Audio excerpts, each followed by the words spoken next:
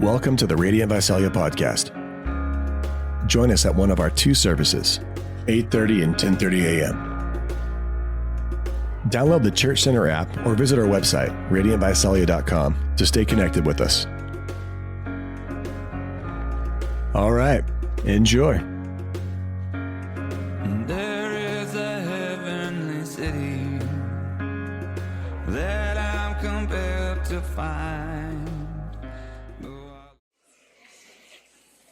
My name's Travis, one of the pastors here, if I haven't had a chance to meet you, and this week I turned 46 years old. Yeah. And one of God's many graces in my life has been to give me a birthday in 1980. I missed 1979 by just a few weeks. And the older I get, the more I feel like the Lord was like, you know what? This guy's not going to be good with numbers. He's going to like words and not numbers. So we better give him 1980, because if we give him 1979, he won't be able to do the math. What I'm trying to say is I think he delayed production because he felt bad for me. I spent my entire life thinking that Ronald Reagan was president the year I was born. And then only this week did I realize that Ronald Reagan didn't take office until January 1981, and it was Jimmy Carter who was president in 1980. I've heard so much more about Ronald Reagan than Jimmy Carter, and I spent some time reading about Jimmy Carter this week.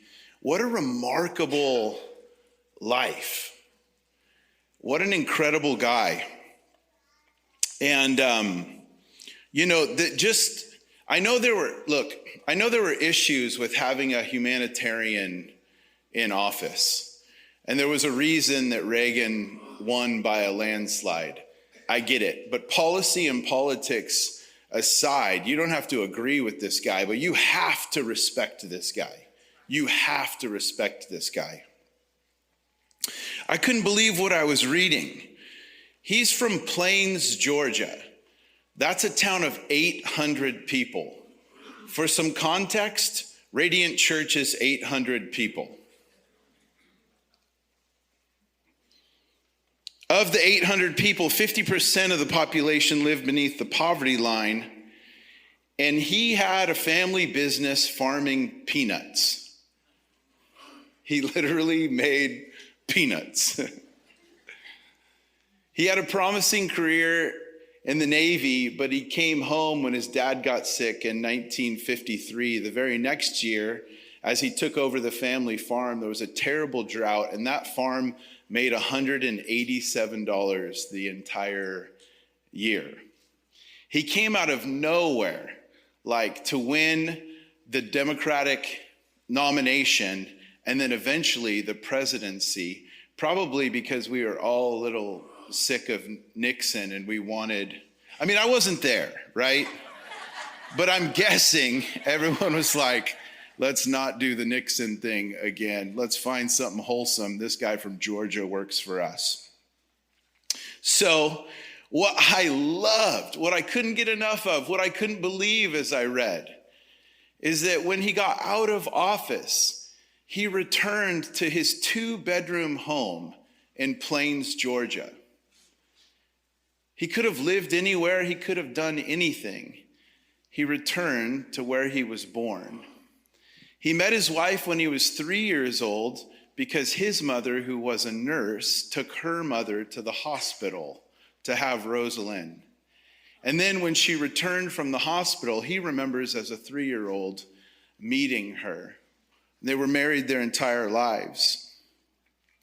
The thing that I couldn't believe it. I couldn't hardly believe it. That as a sitting president, he continued to teach Sunday school. And even when he came out of office in a church of 800 people, he taught Sunday school at Maranatha Baptist Church. They told him once he was out of office that he needed to set up an office so that people could meet with him, and he couldn't put that in Plains, Georgia, so he decided to put it in Atlanta, about an hour and a half away. In his office in Atlanta, he put in a pull-out bed in the couch, because when he would go, rather than being pampered at a hotel, he would just pull out the couch and sleep on it. I couldn't believe what I was reading. He died in 2024 at the age of 100. He's a testimony to longevity, and he's a testimony to integrity, a life spent in service to others. And I have a theory that all of this has been kept from me by you because he's a Democrat. And you couldn't stand it. We're starting a series at the beginning of the year, and we've been in it for the last few weeks, called My Job Depends on Ag. It's based on the sticker that we see around town, but it's really about how spirituality, and more importantly, Christianity, is more like ag than technology. It's more like farming than a factory.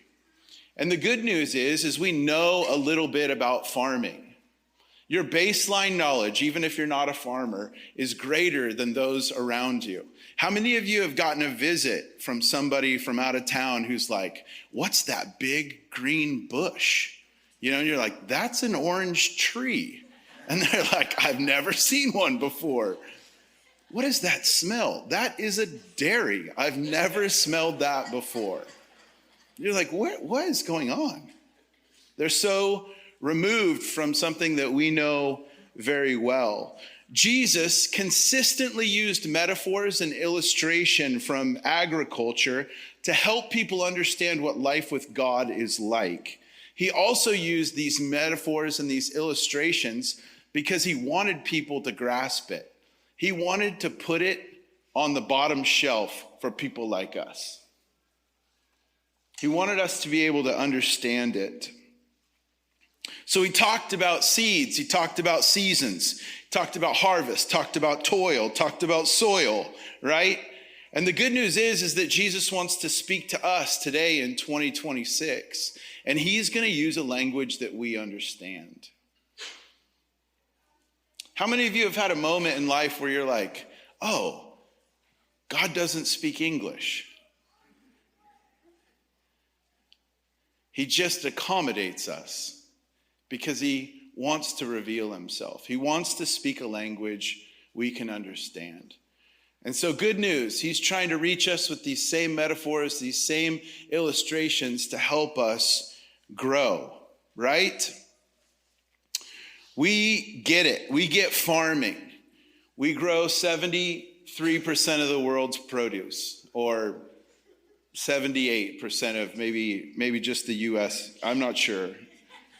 I'm not good with numbers. But we farm. It's who we are. We do dirt, right? Last week, Glenn talked about the patience of a farmer and what it looks like to wait with hope. The week before that, we talked about what's unseen, your hidden life, the roots, not the fruit. We tend to focus on fruit. Jesus tends to remind us of the roots, to abide, to remain. And this week, I want to talk about place. I want to talk about where you're planted. I want to talk about the power of staying put and what happens when you're constantly transplanted. And when people are rooted for a long time, maybe even a lifetime, good fruit comes. And there is, of course, incredible blessings to our mobility, but there's a cost to our hypermobility. And I don't think we're aware of it. So, if you're constantly being uprooted and replanted, you will struggle, you will not flourish, you will not thrive. And it's God's desire to plant you and root you in a place. I want to start our morning by reading the first psalm to you. Maybe it's one that you grew up hearing. Maybe it's one that you even have memorized. It's how the book of Psalms starts. Blessed is the one who does not walk in step with the wicked or stand in the way that sinners take or sit in the company of mockers, but whose delight is in the law of the Lord and who meditates on his law day and night. That person is like a tree planted by streams of water, which yields its fruit in season, and whose leaf does not wither. Whatever they do prospers. Not so the wicked. They are like chaff that the wind blows away. Therefore, the wicked will not stand in the judgment, nor sinners in the assembly of the righteous. For the Lord watches over the way of the righteous, but the way of the wicked leads to destruction. The righteous are like trees that are planted by streams of water, and they yield fruit in seasons. That means they weather these seasons. And when they do, their leaf does not wither because they're resourced, they're well supplied. But the wicked, they're like chaff. They're blown around by the wind and they don't last. And we are a planting of the Lord for the display of his splendor. We're like a tree planted, rooted by streams of water, thriving and bearing fruit. We've already talked about past presidents, but I want to talk also about past saints. The pull to leave, or hashtag wanderlust, is not a new thing. The desire to run is very old. The hope that things are going to change when we get out of Dodge is a really old one. Saint Benedict, who lived in the 5th century, he was influential. He's actually called the father of Western monasticism. So he started a monastery that started many other monasteries. And he famously came up with a rule of life for the monks who had come to his monastery. Those seeking transformation, a spiritual encounter. And the monk would make these promises in the presence of all. This was his vow of life: stability, conversion of life, and obedience. It's interesting to me that Benedict didn't start with conversion and didn't start with obedience. He started with stability because he knew these monks would be majorly tempted to leave. That they're going to find out really quick that this isn't as good as they thought it was going to be. And they were going to start thinking, I probably got to go to another monastery. And so he would make his monks vow stability. I'm not going to run. When stuff comes up in my life and I have to bear with the others around me, I'm not going anywhere. He would make them vow to stay put. Because the tendency is to run. And when we run, we don't grow. When we run, we don't mature. When we run, we start over. And instead of seeing it through and seeing that long obedience in the same direction, we cut out because we can't stand the pain and the pressure on the altar. So we go escape that pain. And fruit is the result of remaining. And sweet fruit is the result of being stressed. Purposely, intentionally stressed. So here's a few things that stability brings. I want to sell you on it. Not like Visalia is a big revolving door. I was so pumped. I had to fill out like a bunch of pastoral references. And they, of course, ask how long you've known the person. And I felt so thrilled as I filled things out and said 15 years, 20 years, 30 years. The person that I knew the least was 4. I really feel thankful for the longevity that we have. I don't think that we quickly and easily cut out or run. But I want to encourage us towards stability because I think it's something God uses.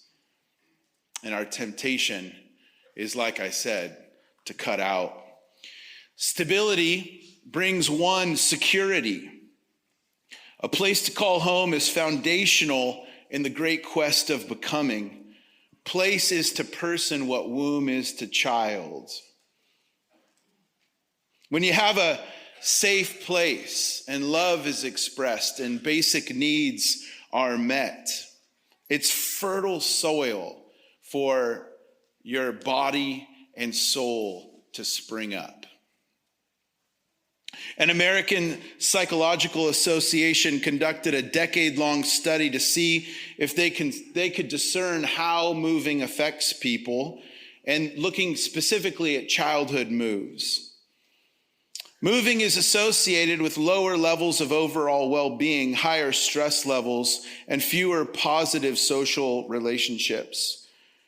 Frequent moves have a particularly detrimental effect for adolescents who have been shown to have lower test scores and graduation rates, fewer friends, higher drug and alcohol use. We know that children who move more frequently are more likely to perform poorly in school and have more behavioral problems. Now, I know that there's exceptions to this. I know this mostly because of Lemoore.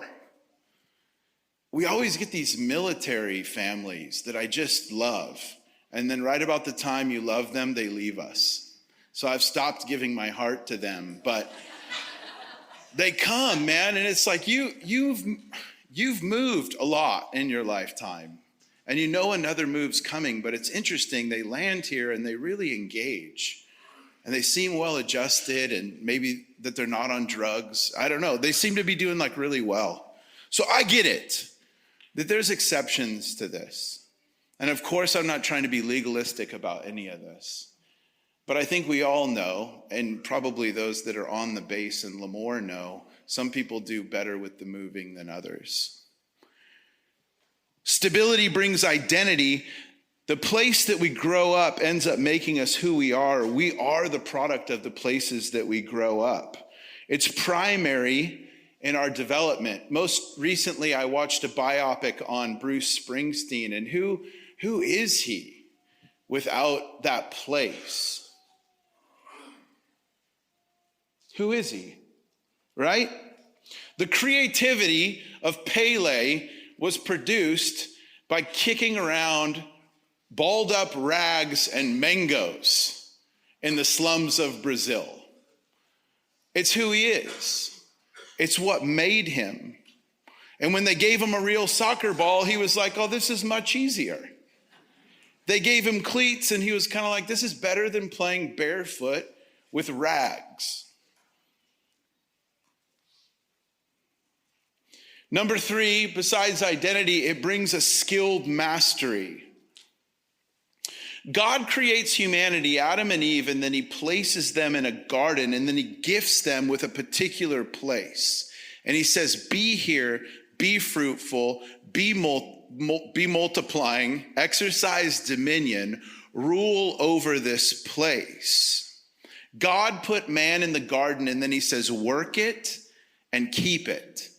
And by chapter 2, we can see that God's wanting to partner with Adam in that, saying, hey, look, I'm going to make the animals. You, Adam, are going to name them. So he's actually engaged in this good work. And many wrongly believe that work is the result of the fall. And I actually think that work's going to be a part of the new heavens and the new earth, that we're going to have meaningful employment when Jesus returns. I know you were hoping otherwise, but I actually don't think it's good. I don't think it's good. And some of you have been like, I don't want to go to heaven. I don't want to play a harp on a cloud for eternity. It sounds awful. But good news, we're not playing a harp on a cloud for eternity. That's not what it is. One Old Testament scholar says that the Hebrew phrase take dominion means exercise skilled mastery. Become a whisperer. I've got a Corvair, a 1965 Corvair. It has 2 carburetors. which is the only thing worse than having one carburetor. And when I got a Corvair, everyone was like, you got to connect with Don Brown. You got to get to Don Brown. He's the Corvair guy. Don Brown has taught auto mechanics at El Diamante High School for a bunch of years. And he teaches students about the engine by using a Corvair engine. So he's used to working with people like me. I get to him because I can't get these carburetors to sync up, and I've got all the right tools. And he puts the tools aside and he's like, you got to listen. And I'm like, listen? He's like, yeah, you listen. And I was like, well, I was reading the gauge. He's like, yeah, put the gauge away. You got to listen to it. What's it telling you? You know, and you're like, what are you talking about, man? Got to listen to those carburetors. You can hear it when they're in sync. No, I can't, Don. The Corvair whisperer. You got to talk to it. Tell it what you need, you know. When you stay in something long enough, you become a whisperer. You got to listen to it, right? When we move around, move jobs, and I know we're not always in control of those moves, but when we continue to move, one of the costs is that we don't exercise skilled mastery. And I believe it's something God has called us to and wants us rooted in a profession so that we can bless the people around us by knowing what we're talking about. It's a beautiful thing. I know that there's some roadblocks to stability, that it's not easy to take a vow of stability, that I know that you know that security, identity, skilled mastery, these are good things, but you also know there's some things in the way of us. There's a reason we want to run, right? It's not easy. And I want to read to you from Luke's gospel and talk about some of the roadblocks that stand between us and stability. Luke 8:26. They, Jesus and the disciples, sailed to the region of the Gerasenes, which is across the lake from Galilee. And when Jesus stepped ashore, he was met by a demon-possessed man from the town. For a long time, this man had not worn clothes or lived in a house, but he had lived in the tombs. And when he saw Jesus, he cried out and fell at his feet, shouting at the top of his voice, "What do you want with me, Jesus, Son of the Most High God? I beg you, don't torture me." For Jesus had commanded the impure spirit to come out of the man. Many times it had seized him, and though he was chained hand and foot and kept under guard, he had broken his chains and had been driven by the demon into solitary places or the wilderness. And Jesus asked him, "What is your name?" He said, "Legion," because many demons had gone into him. And they begged Jesus repeatedly not to order them to go into the abyss. A large herd of pigs was feeding there on the hillside. The demons begged Jesus to let them go into the pigs, and he gave them permission.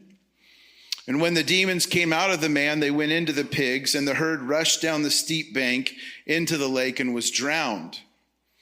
When those tending the pigs saw what had happened, they ran off and reported this in the town and countryside.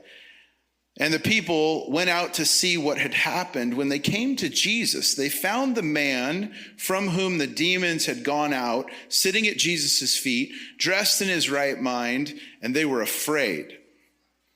Those who had seen it told the people how the demon-possessed man had been cured. Then all the people of the region of the Gerasenes asked Jesus to leave them because they were overcome with fear. So he got in the boat and left. And the man from whom the demons had gone out begged to go with him, but Jesus sent him away, saying, "Return to your home. Tell how much God has done for you." So the man went away and told all over town how much Jesus had done for him.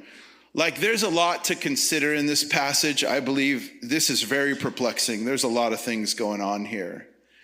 But I want you to zero in on this idea that this man didn't need a new place to live out his new identity. I think the most troubling part of this text, to me at least, is not the demons, or that the demons were cast into the pigs, or that the demons were interacting with Jesus, trying to negotiate where they would be cast out. This stuff's not disturbing to me. These pigs running off a cliff. Jesus has healed a man. Jesus has delivered a man. And we've read about this before. But the most disturbing part of this text is this man coming and running to the edge of the boat and saying, "Take me with you." And Jesus saying, "No, go home."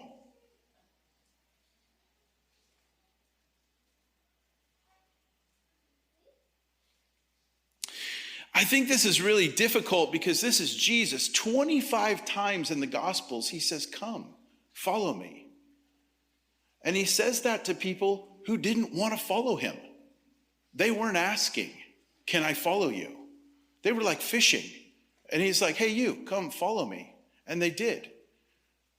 And then the one guy who asked, "Can I get in on this?" He's like, "Nah, probably not. You should go home." Rude. If anybody had a reason to want out, it's this guy. If anybody had a reason to start over, "Hey man, I just need a new place," it's this guy. When the whole town has seen you naked, you want out.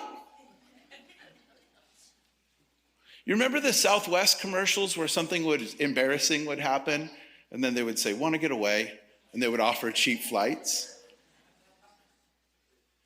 Has the whole town seen you naked? Want to get away? Have you been chained in the tombs? Do you have no friends? Do you have no home? Do you have no job? Have you not been in your right mind for a long time? Want to get away? And this guy comes to the edge of the boat and he's like, "Get me out of here." And Jesus says, "Nah. Go home. Tell him all that I've done for you." He has no home. He has no friends. He has no job, but he has a testimony. And Jesus is like, "Yeah, that'll work. Go ahead. Go tell him." It says that when they came back and they saw the guy clothed sitting at Jesus' feet, they got afraid. And when I read that, I thought about my life as a parent and thought to myself, like, when it would get quiet and you were like, something is really wrong. Something's up, right? They come back. He's in his right mind. He's sitting at the feet of Jesus. Again, some of you parents talk to me like this. You're like, they sat through it. Like this is a miracle. They were you wouldn't believe it, Travis. They were sitting still with all their clothes on. What a Christmas Eve service we had. Everybody kept their sweater on. Everybody sat still. It was a miracle. They come back, they're like, this is a miracle. This man who's been restless was sitting at peace at his feet. And you better believe that the first thought that this man had when he was in his right mind was, "I gotta leave."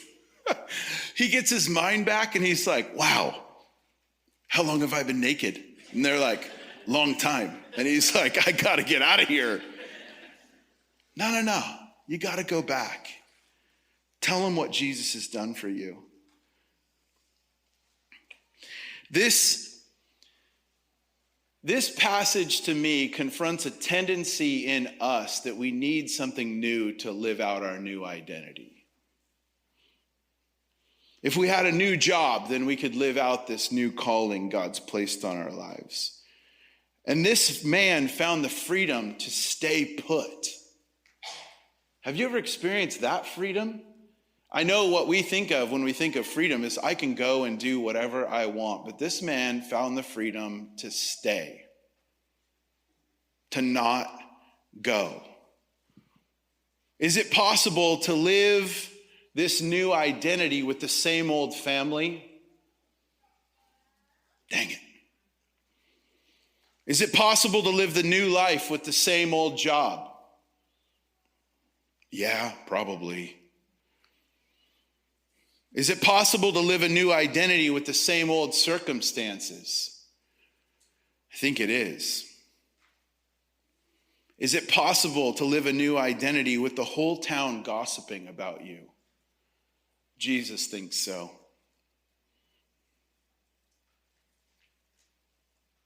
If we're going to be planted in one place, I'm going to have to change your mind, and we're going to have to repent. Like, be transformed by the renewing of our mind about these two things. And I'm going to try to sell you on obligation and what's ordinary. So just prepare yourself, because I know immediately you're like, oh my gosh. Obligation is not the end, and ordinary is not mediocre. And unless you get into obligation, unless you get into ordinary, you will not stay put. And if you do not stay put, you will not bear fruit. You will keep starting over. Listen to me. You do not want a life free of obligation and duty. That is not a good life. That is a sad existence. Because that means that nothing and no one is greater than you. You do not want, at the end of your life, to be able to say, I was obligated to no one and nothing, and there was not a sense of duty in my life. That is not the good life, and that is what you're being sold on a consistent basis. That's what you're being talked into. And that's what we feel at times. Man, I just wish I didn't feel so obligated. I wish that I didn't feel responsible. And maybe the answer is a less feeling responsible. But a life without responsibility is meaningless. And you don't want that life. I've traveled a little bit, and I have never bought anything in a duty-free shop. And I say that with pride. I'm always perplexed. Like, who does this work for? Because it's not working for me. 10% off is not a sale sign that I move towards. That feels to me like something that any store could offer to anyone. Maybe if you live in Denmark and your taxes are 70%, I don't know, maybe that works for you. But I always walk through those and go, well, this is obviously working. Otherwise, they wouldn't have duty-free shops in every one of our airports. And I'd like you to think about that when you walk through an airport next time. Who's into the duty-free thing? Like, you're like, when you see it, you're like, yeah, I got to get in on that. Really? Thanks for being honest. That was risky. I guess the idea is that you go get some Maui Jim sunglasses and some Crown Royal, and you don't pay sales tax, and that's like a good deal. But it's never like worked for me. And I think it's such a picture of the cost of hypermobility that we think as we globetrot that the good life is tax-free, that the good life is duty-free. And we want duty-free relationships with family and friends because it's cheaper and it requires less of us. And we don't want obligation. Obligation means that you belong to something bigger than yourself. That something else's needs come before your own. That there's something greater than you, your family, your community, your country, your company, your church. The collective we is more important than me and my needs. And I know that you have a huge fear of being obligated. You have a huge fear of missing out. So you're not committing because you're scared to miss out. But can I ask you, what are you missing out on by being governed by a fear of missing out? Growth, maturity, coming through to the other side. When you live governed by a fear of commitment and obligation, you will miss out on growing and bearing fruit. Being obligated is not the worst thing in the world, and it's not the end. It means that there's something bigger than you that you're orbiting around. And it's what Jesus taught. We live with these two conflicting desires.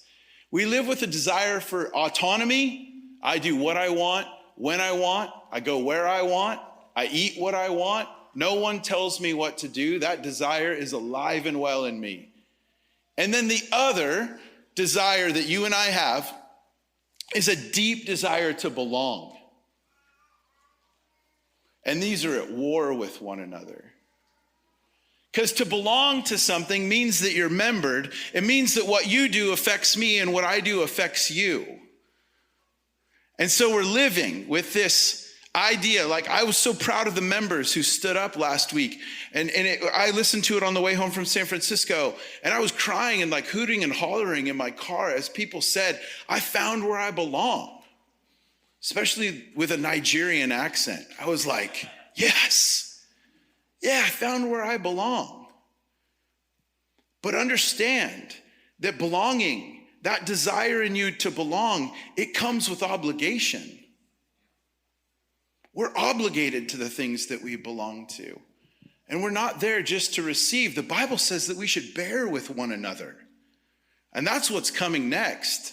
They're like, we've been here for 8 weeks. This place is amazing. And it's like, just wait. You're going to have to bear with us. And what I find so often is we want to be with one another. We just don't want to bear with one another. And when we have to bear with one another, we're going to bail on one another. Because we want a duty-free life. We don't want obligation. We'll do it when it feels good, and we won't when it don't, right? Listen, if you're here and you're in your teens or your 20s, don't give your life to a fear of missing out, because you'll miss out on a ton. Don't give your life to a fear of commitment. You won't grow. Find a place and root yourself and find a spouse and have kids and take responsibility for them and exercise skilled mastery by working hard and toiling. It's the good life. Find a person, find a place, find a profession, work through all the crap that comes up with family. Become members of a church. That was another thing that was just so beautiful. There's so many young adults not waiting to get married to see themselves as members, but saying, no, I'm obligated to this body, not just here to take. Lastly, worship team, would you guys come? Don't run from the ordinary, because ordinary is not normal and it's not mediocre. We always use, and I was thinking about it as I listened to Lori, but we always use, it's going to be amazing, it's going to be incredible, it's going to change your life, it's going to transform you. This is how we sell stuff.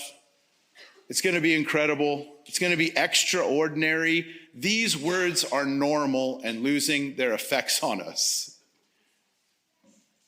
And we don't sell things like, hey, come to Radiant. We're going to sing some average, ordinary songs, and you'll hear an ordinary talk, and then we'll hang out with ordinary people and drink some ordinary coffee afterwards.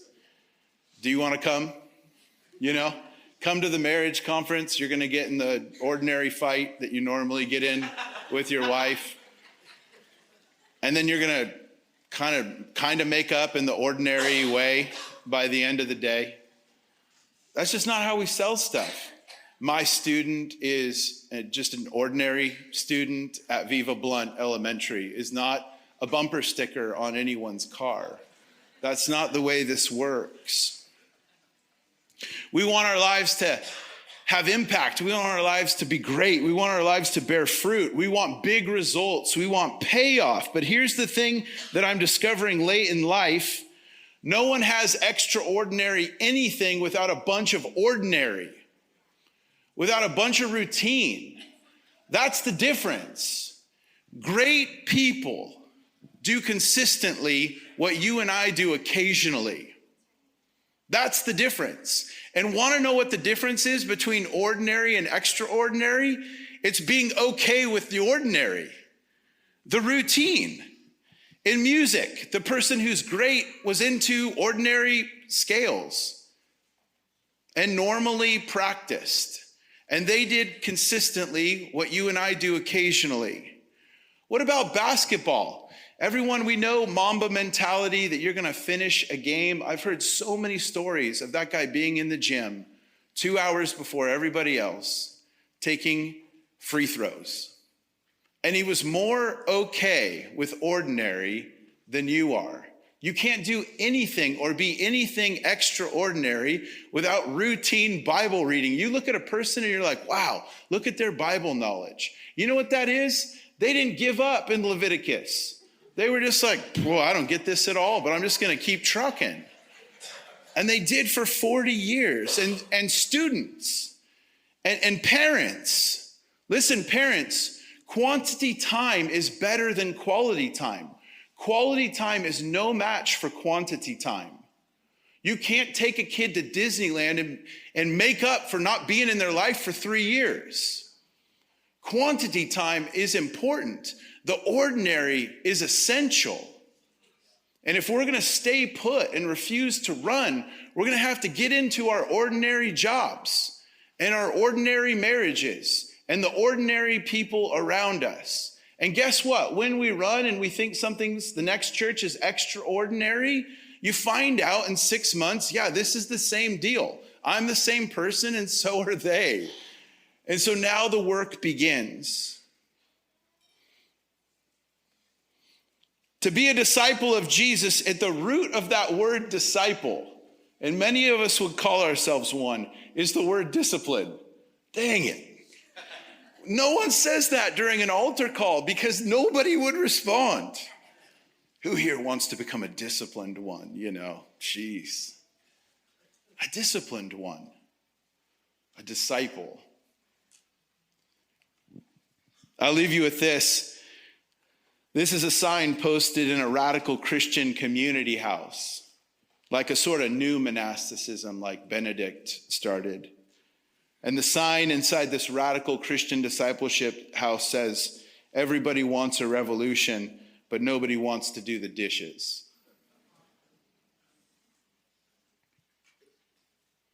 When you run from obligation and ordinary, you don't belong, you don't root, you don't grow, and you don't thrive, and you don't flourish. Would you stand with me?